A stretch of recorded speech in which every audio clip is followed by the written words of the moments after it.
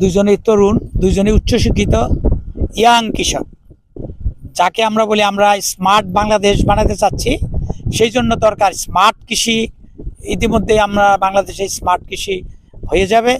এই ধরনের স্মার্ট কৃষক দুইজনকে আমি ধন্যবাদ জানাচ্ছি। যে দুইজন আমার সামনে দাঁড়িয়ে আছে, তারা এই এলাকায় গোলাকান্দাল ইউনিয়নের মাওনা গ্রামের বাসিন্দা। তারা লেখাপড়া সাথে সাথে কৃষিতেও খুব অঙ্গাঙ্গিভাবে জড়িত।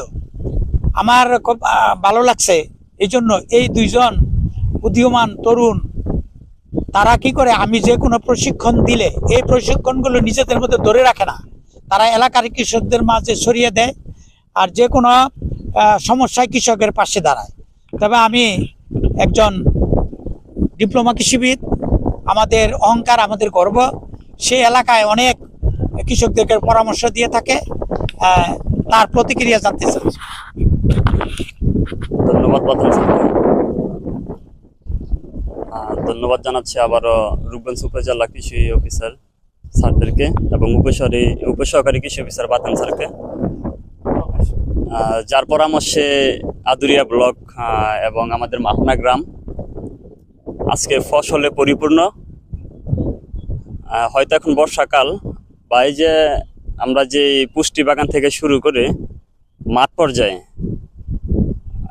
শস্য, বড় সব মৌসুমে আমরা সারকে যে কোনো টাইমে আমরা পেয়ে থাকি। অ্যাকচুয়ালি সার যদি না থাকতো আমাদের এত ভালো কাজ করা কখনো সম্ভব হতো না।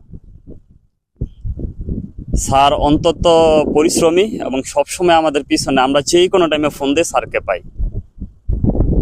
এই যে দেখেন আজকে আমরা যে আপনাদের সামনে আমরা যে একটা পুষ্টি বাগান তৈরি করেছি, লেআউট, চার সাইড দিয়ে আপনার নালা আছে 8 থেকে 10 সেন্টিমিটার, 8 থেকে 10 ইঞ্চি সরি, আর আপনার 32 ইঞ্চি যে বেড, তা বুঝতেছিলাম না কোনোভাবে যে কিভাবে করব।